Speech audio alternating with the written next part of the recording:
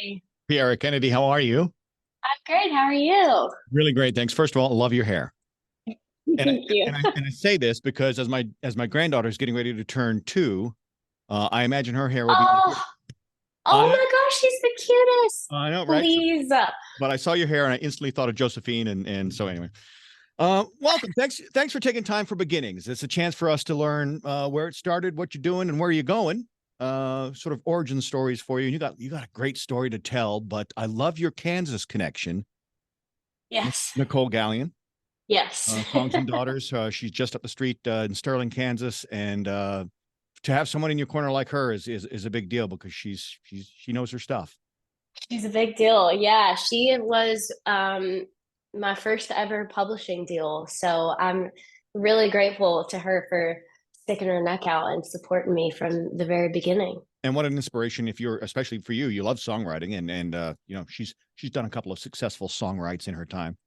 Just a couple. Yeah, I remember, being in Birmingham and learning how to write songs, and I would dig into every song that she had written and just dissect them. And so, moving to Nashville and getting to work with her is just mind blowing. When I met her, I never thought I would be signed to her publishing company. I thought maybe I would get the chance to write with her, but I had no idea that I would be working alongside her. And good for you. Got to dream big. Now, growing up in Alabama, you were encouraged by your family to, try a lot of different things to see kind of what stuck, what you got into, and you always, as your story says, always kind of landed back on music. But let's just hypothesize. Let's pretend you didn't land on music. What would you be doing if you weren't singing and songwriting?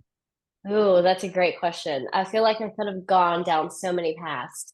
When I was in elementary school, I wanted to be a veterinarian because that's what all of my friends wanted to be. So that was one thing.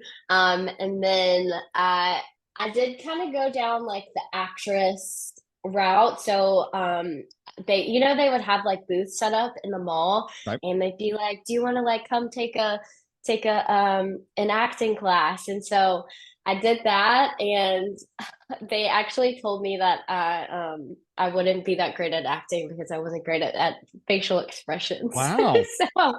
so anyways, whatever. But I do actually one day I would love to like do an animated film or something. I think that would be fun. Yep. Um but right now I'm really into like home decor and interior design and all of that. So I think maybe I'd do something in that lane. Okay. You doing any sort of upcycling, going to like antique stores and things like that, and finding some stuff? We talking brand new and sticking that way. It's a mixture of both. So I'm like, we moved into our house 3 years ago and I'm still furnishing it. But I have been getting stuff off Amazon, from Target.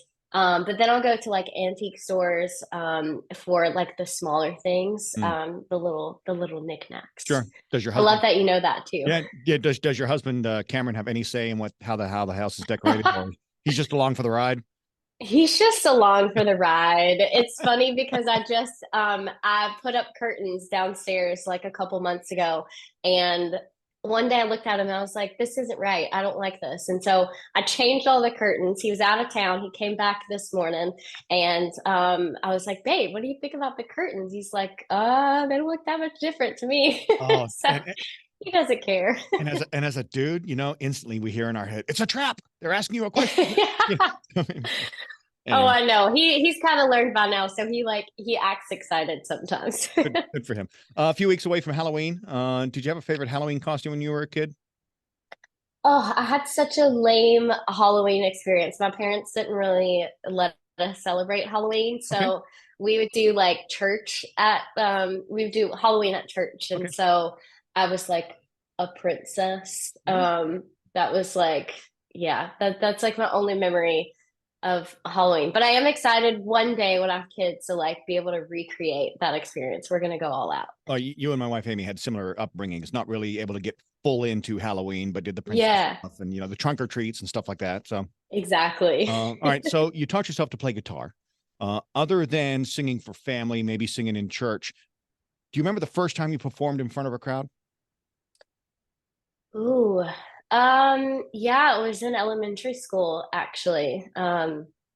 I tried out for our school musical, and it was funny because I had only performed in front of my parents. And so, everybody was like, you're not going to get that part. Like, we had like the school singer already. Like, Sure. she was like the star of the school. And they were like, she's definitely going to get this part. Like, you shouldn't even try out. But I ended up doing it anyways because my parents were like, you're going to do this. I don't care what anybody says. Right. And so, yeah, I tried out for the part, and my teacher ended up giving me the part of Little Mermaid. I sang Nice. part of Your World, Nice. and I got to sing it for our entire school. And we got to take a trip to Disney, and I sang it there. Wow. And yeah, it was really cool, especially like at such a young age, like to be validated like Mhm. that was really cool. And I still go back and I watch the videos sometimes because it was really special. Well, clearly, the people in your school who told you you weren't going to get the part were the same people who worked for that acting agency in the mall. Because Exactly. Just haters. uh, what's the best part about growing up where you grew up in Alabama? Oh my gosh, that's a great question. I really loved like it it's a big town. So I'm from Gardendale, which is a suburb of Birmingham. It is a big town, but it gives small town vibes. Hmm? And so all through like elementary through high school, I was in school with the same kids. And Nice. so we all kind of grew up together, which was really cool. It's something I'm thankful for. So I feel like I had a mixture of like the big town, Hmm. small town vibes. Where'd you and your friends hang out? Like, where was the spot? Oh man. Well, there are a lot of like parking lot parties, which Parking lot I parties, only right? got to do that like a couple. So my dad is a cop, Oh and he's God, you also can't in get the away with Navy. anything. I literally couldn't. So there's like so many things in my childhood that like my friends got to do that I didn't. I just kind of like watched from afar and just secretly wished I could do. But yeah, we had a bunch of rednecks and at our school, and so they always loved to like hang out after in the parking lot, which I was like, I'm trying to be at home. Like I'm not trying to spend more time at school than Right. I have to. No, I get that. They probably didn't invite you to the parties because your dad was a cop. They're like, no, she's going to narc on us. Yeah, no, exactly. Yeah, I had like one best friend in middle school, high school, and she's still my best friend to this day. But we hung out all the time because we both had like really protective parents. Yeah, no, I get that. All right. So, life is a good teacher through experience, and you know that as a songwriter. Who was the first person who broke your heart? Oh, Gabe. Gabe Stupid Hill. Gabe. Stupid Gabe. Oh, he was the worst. He was my first boyfriend ever. And I think he was like 2 years older than me. And yeah, we kind of like dated on and off. I'm pretty sure he cheated on me multiple times Oh, and I didn't even realize it. But I have gotten a lot of great songs out of him because of it. So hate you, Gabe, but love yeah. you, Gabe. And now Gabe's working. Now Gabe's working at the mall.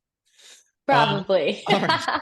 So a lot of people, I mean, a lot of people in the industry, a lot of artists, a lot of places like CMT and all that, saying lots of really good things about you. Carly Pierce saying lots of really good things about you. I mean, you have that star power that everyone's talking about. Of all the people you've encountered so far, who's given you the best advice? Oh, wow. Um, it's a tie between Dolly and Shania. Um, I Shania, I got to meet a couple years ago, and I did this music competition with her. But I remember standing on the Grand Ole Opry stage, and she was like, "There's going to be a lot of people along the way that are going to try to change who you are as an artist. They're going to try and tell you what to wear, how to sing, but at the core of you, like you have to stay true to who you are Mm, as an artist." And that is something that I have always taken with me because I think it's really hard, especially as a new artist, to just listen to what everybody else is saying around you because you think they know better than you. I mean, they've been in the business longer, but I just have to trust my gut and trust that, I know what my fans want to hear and I know what I want to be on stage singing. And so yeah, I can be pretty harsh when it comes to that, in the back end of things mhm. because I want to be happy with what I put out into the world. Um, So that's something that's always stuck with me. And then I got to sit down with Dolly with Apple Music, and I got to ask her one question. And I asked her how she balances being um, the artist Dolly Mm-hmm. and being the businesswoman Dolly, because those are two different things, 100%. and sometimes they're hard to mix the two. And she was like, you're gonna have to compromise. Like it's a business and you have a team and you're gonna have to compromise. But as long as you don't compromise who you are as a person at your core, Mm-hmm. then it's okay. So they kind of both gave similar advice, and it makes sense why they are where they are. And so, as hard as it is, especially as a new artist, to speak up for myself, I always try to do that because Dolly Uh, and Shania said to. yeah, absolutely. And I mean, it's your voice, it's your story, and there seems to be a continuous theme in the folks I talk to, yourself, a couple artists I spoke to, the last couple of interviews. Authenticity is a big thing, and you've got to be Yeah, authentic, right? So, yeah. early in your career, what was one of the strangest gigs you ever played? Oh, strangest gigs. Wow. Um, Thankfully, I think because I'm a female, I haven't performed in like any weird places. But when I was in Birmingham and I started performing around town and doing festivals and all of that stuff, I would perform at the Chick-fil-A, the local Chick-fil-A Right. every week. And I had met this group of bluegrass guys in my town. They would get together every week and just have a jam session. And I didn't know what that was. Like, I had no idea what a jam session was. And so when I walked into it, I was like, oh my gosh, like I can only play a couple chords on the guitar and I don't know all of these songs. Like, I would come in with, my pop country songs, and they were singing all these traditional country songs. And so it was really interesting to get together every week in a Chick-fil-A, but I feel like I learned so Yeah. much from that time in my life, because if it weren't for those guys, I don't know if I would have known all the classics and really where country music kind of stem from. Yeah. We'll sing for chicken sandwiches, right? Exactly, yeah. Which brings me to this question I was going to ask later on down the road, but it fits here. I kind of stalked you on TikTok a little bit. You didn't really sing for the discount at the Avis counter, did you? I did. Shut I up! really did. I I thought you were swear. lying. No, I swear. So we walked in, and I think they were asking where we were going. I was on tour with Daniel Bradbury at the time. And yeah, we were getting our rental car. And so we got into a conversation about me singing, which I always try to like keep my like team and my family from saying that sometimes, because I know I'm gonna have to sing. Mhm. But yeah, the girl behind the counter, her name is Noelle, and so she was like, "Will you sing me a Christmas song? Will you Oh, sing Noelle?" So yeah, we sang it, and she gave us a discount. So listen, I'm here to sing if you're gonna give me some money off. I get it. Did you get the upgrade from like compact to midsize or I wish we did. I wish we SUV or did. something? Right. What a great story. Do you have a favorite Christmas song? Oh, I love "I'll Be Home for Christmas," Mm, and Rascal Flatts version is my favorite. right on. All right. I Just want to talk about acapella, so good. your golden doodles. One of Oh, them's yes, Roscoe. I couldn't find the other one's name. What's the other one's name? Benji, Roscoe and Benji. All right. Roscoe and Benji. Do they get in trouble a lot? Because my wife and I have a mini golden doodle named Sherman. I call him the Shermanator because the dude, if you don't close the bathroom doors, he will toilet paper your house. Anything made of paper, he will eat it. So do your dogs get into trouble a lot? Yeah, well, you can probably hear them in the back I here. can. Yeah, that's all right. Yeah, barking at who knows what. But so Roscoe is our oldest, and he is like the golden child. He is so good. Benji, on the other hand, he's sweet. We love him, but he does get into things. So Mm. for some reason, all of the things he's chewed up are all of my things. So he chewed up my journal. Oh, Um, Lord. yeah, yeah, I was so pissed about that. And then recently he chewed up my dress that I had not even born yet. So I Oh, was super pissed about that. But like usually he's good, but I think sometimes he's just like, oh, I just want to like test the limits a little yep. bit and see what my parents are gonna say. Like I haven't done any bad dog stuff today. Let's see what I can get into. Exactly, exactly. It's such a young child thing.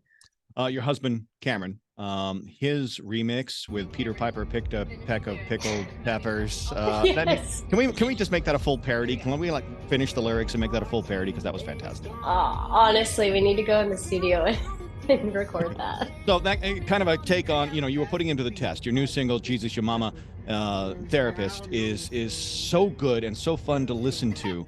With Founded in You. Founded in You, inspired by and or about your husband. Who said I love you first? Me, I did.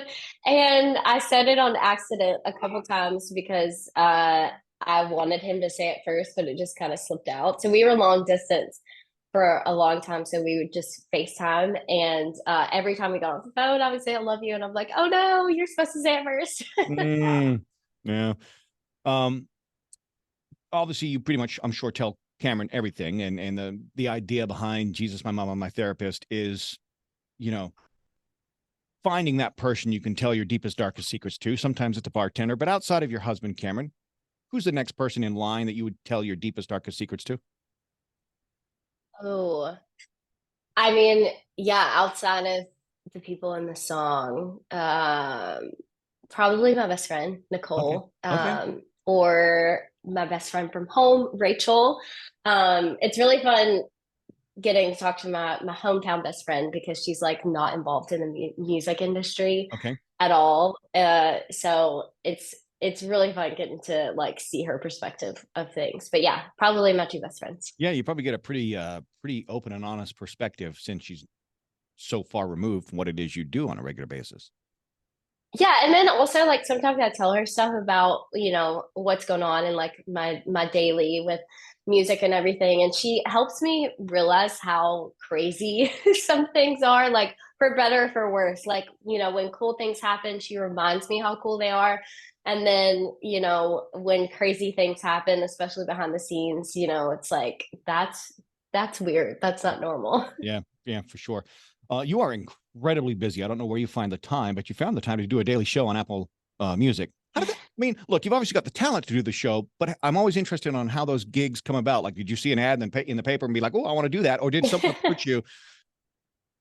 Yeah, so my husband and I, Cameron, we started a podcast during COVID, like everybody else in the world. Sure. So we were bored and we had nothing to do. And so we started this podcast just talking about our relationship because we had just gotten engaged. And so we were like, we're going to give marriage relationship advice. And so we had a few episodes of that up, and Apple Music listened to it and they were like, "You're really good at talking. Would you like a radio show?" I thought it was a joke at first because I was like, I'm an artist. Like I don't know how to be on the other side of the mic. Mm-hmm. But I was like, hey, I got nothing else to do, so why not? Right. And so we started recording episodes at home. I just had a mic at home and we would record, and I'd be on the phone, be on FaceTime with my producers. And yeah, we put out a show every day. And I wasn't great at it at first. I think I'm a little bit better at it now, but it's it's so much fun. It's so much Sure. fun, and it's um really, I think, like a really great kind of departure away from, being an artist because I get to just talk about my love of music and other artists. And it all started with Marriage Advice podcast. So, what's your best marriage advice? Exactly.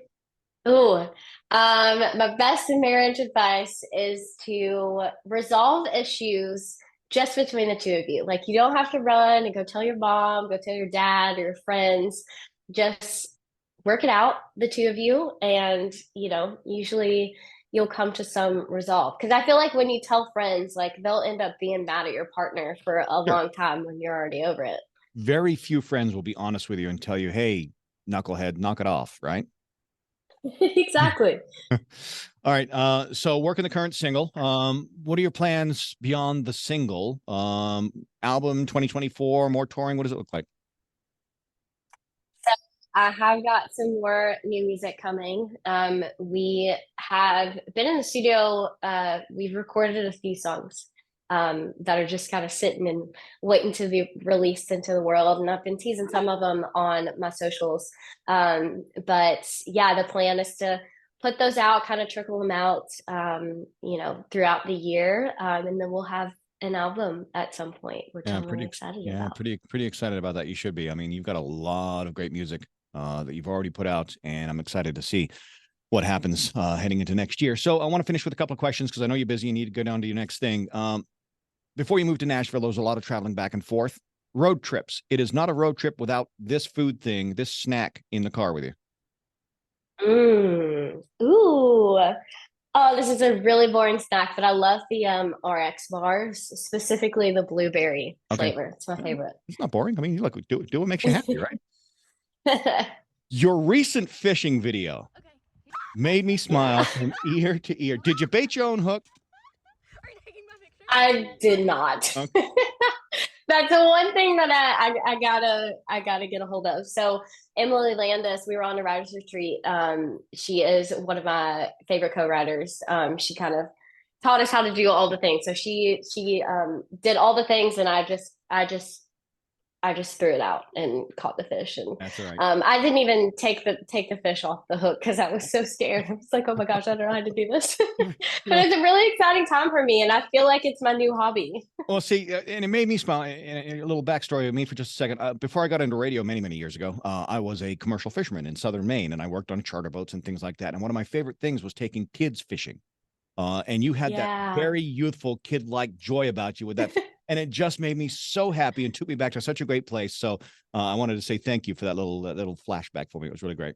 Oh yeah, that had to be so fun to get to do that all the time. And All the time. yeah, I feel like especially with kids, they probably loved it.